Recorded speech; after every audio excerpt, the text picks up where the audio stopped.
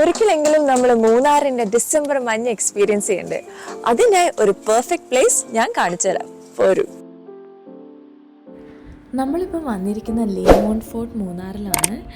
ഇത് നമ്മൾ പ്ലാൻ ചെയ്ത ലാസ്റ്റ് മിനിറ്റാണ്. അപ്പോൾ രാവിലെ തന്നെ പെട്ടെന്ന് ലഗേജൊക്കെ പാക്ക് ചെയ്ത് നമ്മളൊരു ദിവസത്തിന് മൂന്നാറിന് ട്രിപ്പ് നടത്താമെന്ന് വിചാരിച്ചു.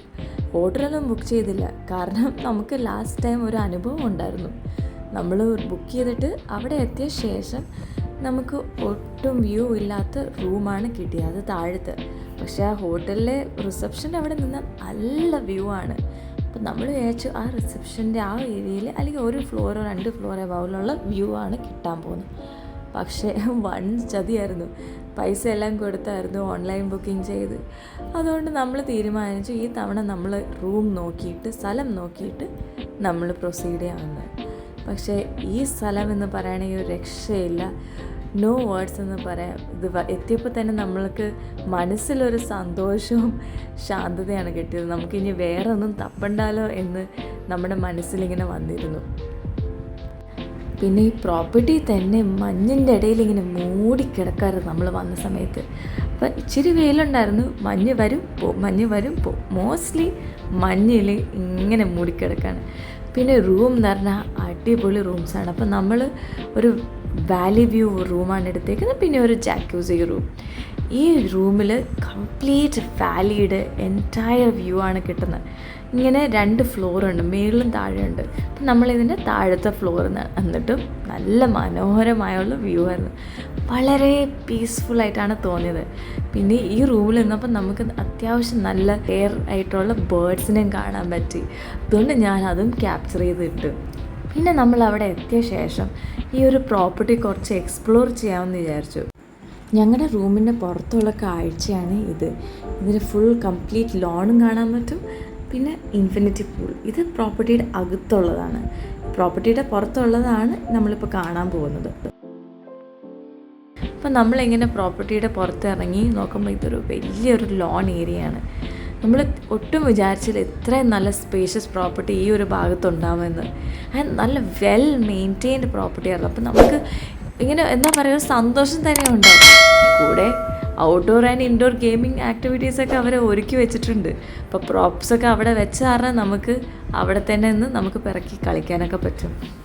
അപ്പം നമ്മൾ എത്തിയ ശേഷം നമ്മുടെ ഓൺ ഫാമിലി ഗെയിമിംഗ് ഒക്കെ തുടങ്ങി. വെറുതെ നമ്മുടെ പഴയ സ്കിൽസൊക്കെ ബ്രഷപ്പ് ചെയ്തിട്ട് നമ്മൾ എൻജോയ് ചെയ്യുമായിരുന്നു. ഞാൻ പിന്നെ ബൂട്ട്സ് ഇട്ടാരണം കുറച്ച് ബുദ്ധിമുട്ടൊന്നുണ്ടായിരുന്നു. എനിക്ക് റൂമിൽ ഓടിപ്പോയിട്ട് ചേഞ്ച് ചെയ്യാൻ ഒത്തിരി മടിയുണ്ടായിരുന്നു. അപ്പോൾ ഞാൻ പറഞ്ഞു ഞാൻ ബൂട്ട്സിൽ നിന്ന് തന്നെ കളിക്കാൻ പോകണമെന്ന് പറഞ്ഞു.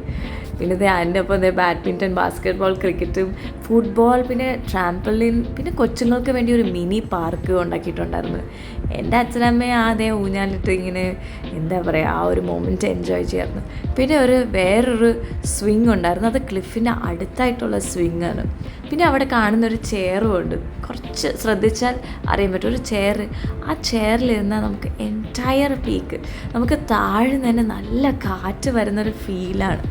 ഈ കാണുന്ന ഒരു നിസ്സാര ഈ ക്ലിഫൊന്നല്ല കേട്ടോ, കുറച്ച് ശ്രദ്ധിച്ചൊക്കെ പോയി അവിടെ നിന്നാൽ നല്ല ഫോട്ടോസൊക്കെ കിട്ടും. ഈ ഒരു ഗാർഡൻ വളരെ വെൽ മെയിൻറ്റെയിൻഡ് ആണ്. അതുകൊണ്ട് എവിടെ നിന്നാൽ നല്ല നല്ല പിക്ചേഴ്സ്, നല്ല വ്യൂ ഉള്ള എന്താ പറയുക സീനിക് ആയിട്ടുള്ള വ്യൂ നമുക്ക് ക്യാപ്ചർ ചെയ്യാൻ പറ്റും. പിന്നെ ചായ കുടിക്കുന്നപ്പോൾ നമ്മൾ പൂൾ സൈഡിലോട്ടൊന്ന് വിസിറ്റ് ചെയ്യാമെന്ന് വിചാരിച്ചു. അപ്പോൾ അതിനുശേഷം നമ്മൾ റെസ്റ്റോറൻറ്റിൽ പോയി അത്യാവശ്യം നല്ല നല്ല സ്നാക്സൊക്കെ ഉണ്ട്. ടീ സ്നാക്സ് നമ്മൾ ഓർഡർ ചെയ്തു. നമ്മൾ പക്കോടാസാണ് ഓർഡർ ചെയ്തത്, കാരണം ജസ്റ്റ് ആപ്പറ്റൈറ്റൊന്നും ഇല്ല, ഒന്ന് ട്രൈ ചെയ്യാൻ വേണ്ടി നമ്മൾ ചൂട് പക്കോടാസ് ഓർഡർ ചെയ്തു. നല്ല ടേസ്റ്റ് തന്നെയായിരുന്നു, അടിപൊളി ക്രിസ്പി പക്കോടാസ്. അങ്ങനെ പതുക്കെ നമ്മൾ പക്കോടൊക്കെ കഴിച്ചിട്ട് ഈ കാണുന്ന ബ്യൂട്ടിഫുൾ സൺസെറ്റ് ആസ്വദിച്ച് ശരിക്കും വളരെ ബ്യൂട്ടിഫുള്ളായിരുന്നു. ഓറഞ്ച് കളർ ടിൻറ്റ് പോലെ. അപ്പോൾ ഞാൻ റൂമിൻ്റെ ബാൽക്കണിയിൽ പോയപ്പോൾ കാണുന്ന കാഴ്ചയായിരുന്നത്. അതിനുശേഷം 7:30 ആയപ്പോൾ ക്യാമ്പ് ഫയർ സ്റ്റാർട്ടായി. ഞാൻ ചെന്നപ്പോൾ അധികം ആൾക്കാരൊന്നും വന്നിട്ടില്ലായിരുന്നു. അപ്പോൾ ഈ കാണുന്ന സ്റ്റാഫുണ്ട്, ഇത് ഗ്രീഷ്മ എന്നാണ്. പുള്ളിക്കാരി വളരെ എനർജറ്റിക്കായിട്ട് നമ്മളൊക്കെ മോട്ടിവേറ്റ് ചെയ്യായിരുന്നു വന്ന് ഡാൻസ് ചെയ്യാൻ വേണ്ടി. ഓരോരുത്തർ 1 by 1 ആയിട്ട് വന്നിട്ട് ഇങ്ങനെ ഡാൻസ് ചെയ്ത് ജോയിൻ ചെയ്ത് ശരിക്കും നമ്മൾ ക്യാമ്പ് ഫയർ അടിച്ച് പൊളിച്ചെന്ന് പറയാം. കൂടെ എൻ്റെ അച്ഛനും അമ്മയും ഒക്കെ കൂടിയായിരുന്നു. എന്താ പറയുക, ഒരു മെമ്മറബിൾ മൊമെൻ്റായിട്ട് മാറിയായിരുന്നു ഈ ഒരു ഈവനിങ്. ആൻഡ് ഈ ഒരു ഈവനിങ് നമ്മുടെ മനസ്സിൽ എപ്പോഴും ഉണ്ടാവും, അത് ലൈഫ് ലോങ് ഉണ്ടാവുമെന്നാണ് എൻ്റെ ഒരു വിശ്വാസം. പിന്നെ ഡിന്നർ ടൈം ആയപ്പോൾ ഞാൻ പതുക്കെ ഒന്ന് റെസ്റ്റോറൻറ്റിൽ പോയി ഒന്ന് ചെക്ക് ഔട്ട് ചെയ്ത് അവിടെ ഡിന്നറൊക്കെ റെഡിയായി. അങ്ങനെ ഞാൻ പതുക്കെ എൻ്റെ പേരൻസിനെ ഒന്ന് വിളിച്ചു. നമ്മൾ ഡിന്നറിലോട്ട് കടന്നു. അത്രയും വിശപ്പൊന്നുമില്ല, പക്ഷെ കുറച്ചൊക്കെ ഒന്ന് ട്രൈ ചെയ്യണമെന്നുണ്ടായിരുന്നു. നല്ല സ്പ്രെഡ് ഉണ്ടാകും, അത്യാവശ്യം നല്ല സ്പ്രെഡ് ഉണ്ടായിരുന്നു. പിന്നെ റെസ്റ്റോറൻറ്റൊക്കെ വളരെ വെൽ മെയിൻറ്റെയിൻ, വെൽ ഓർഗനൈസ്ഡ് ആയിരുന്നു. പിന്നെ ഈ പോയിന്റ് ഞാൻ വളരെ കൺഫ്യൂസ് ആയിരുന്നു, എന്ത് വെച്ച് സ്റ്റാർട്ട് ചെയ്യണം, എവിടെ വെച്ച് സ്റ്റാർട്ട് ചെയ്യണമെന്ന്. അപ്പം ഞാൻ അത്രയും കഴിക്കാത്തതുകൊണ്ട് ഞാൻ ഇച്ചിരി മാത്രമേ എടുത്തേ ഉള്ളൂ. പക്ഷേ എല്ലാത്തിൻ്റെ പ്രിപ്പറേഷൻ അടിപൊളിയായിരുന്നു. ഞാൻ കൂടുതൽ എൻജോയ് ചെയ്ത ഡെസേർട്ടായിരുന്നു. ഇവർ ഗുവാവയുടെ ഒരു മൂസ് ഉണ്ടായിരുന്നു, അതായിരുന്നു ഏറ്റവും ടേസ്റ്റി ആയിട്ടുള്ളത്. പിന്നെ കൂടുതൽ ഞാൻ സലാഡും അങ്ങനത്തെ ഒരു സ്റ്റാർട്ടേഴ്സൊക്കെ ആയിട്ട് ഞാൻ അങ്ങനെ സ്റ്റാർട്ട് ഓഫ് ചെയ്തു. പിന്നെ കുറച്ച് എന്താ പറയുക ഗ്രിൽഡ് ചിക്കൻ ടിക്ക ഉണ്ടായിരുന്നു, അത് നല്ല ടേസ്റ്റായിരുന്നു കേട്ടോ, അതെനിക്ക് ഭയങ്കരമായിട്ട് ഇഷ്ടപ്പെട്ടു. എല്ലാ ദിവസവും രാവിലെ ലേമൗണ്ട് തന്നെ കോംപ്ലിമെൻ്ററി ട്രെക്കിംഗ് അറേഞ്ച് ചെയ്തിട്ടുണ്ട്. അപ്പോൾ രാവിലെ തന്നെ എഴുന്നേറ്റിട്ട് ഞങ്ങൾ ട്രെക്കിങ്ങിലോട്ട് പോയി. അപ്പോൾ ഞാൻ നോക്കിയപ്പോൾ ആരും വന്നിട്ടില്ലായിരുന്നു. അപ്പോൾ ഞാനും നമ്മുടെ ഈ ഗ്രീഷ്മ എന്ന് പറഞ്ഞ സ്റ്റാഫും കൂടി നമ്മൾ സ്റ്റാർട്ട് ഓഫ് ചെയ്ത് ട്രെക്കിങ്. പിന്നെ പതുക്കെ ഇങ്ങനെ എക്സ്പ്ലോറൊക്കെ ചെയ്ത് വരുമ്പോൾ കുറച്ച് പേരും കൂടി നമ്മുടെ ഒപ്പം ജോയിൻ ചെയ്തു. അങ്ങനെ നമുക്ക് ഈ തേയിലത്തോട്ടം പിന്നെ മഞ്ഞും അങ്ങനെയൊക്കെ വിറ്റ്നസ് ചെയ്യാൻ പറ്റി. പിന്നെ ഈ ഭാഗത്ത് എത്തിയപ്പോൾ തന്നെ ഇതേ മഴ പൊടിയാൻ തുടങ്ങി. നമ്മുടെ കയ്യിൽ കുട ഉള്ള കാരണം അങ്ങനെ മഴയൊന്നും കൊണ്ടില്ല.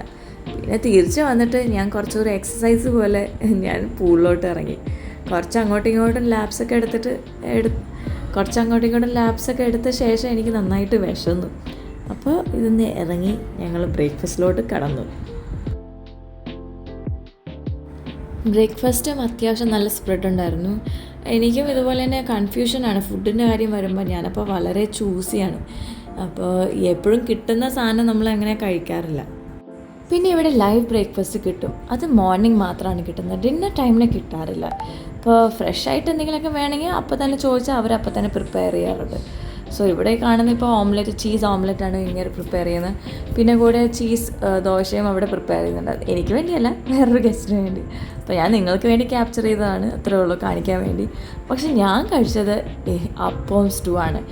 കാരണം ഇതൊക്കെ എന്താ പറയുക, വല്ലപ്പോഴും വീട്ടിലങ്ങനെ ഉണ്ടാക്കാറില്ല. അപ്പം വീട്ടിലുണ്ടാക്കാത്ത സാധനങ്ങളെല്ലാം നമ്മളിവിടെ കഴിക്കുന്നത്. അപ്പോൾ ഇഡ്ഡലിയും ദോശയൊക്കെ നമ്മൾ സ്ഥിരം കഴിക്കുന്നില്ല വീട്ടിലും പുറത്തൊക്കെ, അത് എളുപ്പം കിട്ടുന്നതാണ്. അപ്പോൾ എനിക്ക് സേഫായിട്ട് തോന്നിയത് അപ്പവും സ്റ്റൂ, അത് അടിപൊളിയാണ് കേട്ടോ, എനിക്ക് ഭയങ്കരമായിട്ട് ഇഷ്ടപ്പെട്ടു. അതുകൊണ്ട് ഞാൻ ഒരു 2-3 അപ്പം കഴിച്ചതാണ് വിശ്വാസം.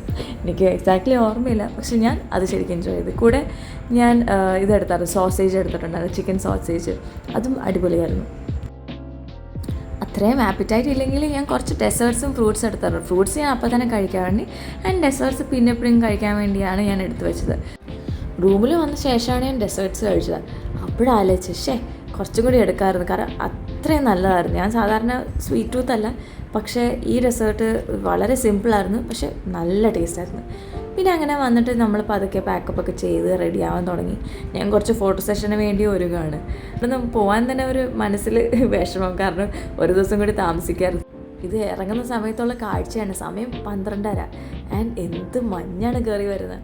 അങ്ങനെ നമ്മൾ ഇറങ്ങുന്ന സമയത്ത് എല്ലാവരുടെ അടുത്തും വളരെ നന്ദി പറഞ്ഞു. And your hospitality was amazing and ശരിക്കും ഞാൻ റെക്കമെൻഡ് ചെയ്യും. That's it guys, thank you for watching.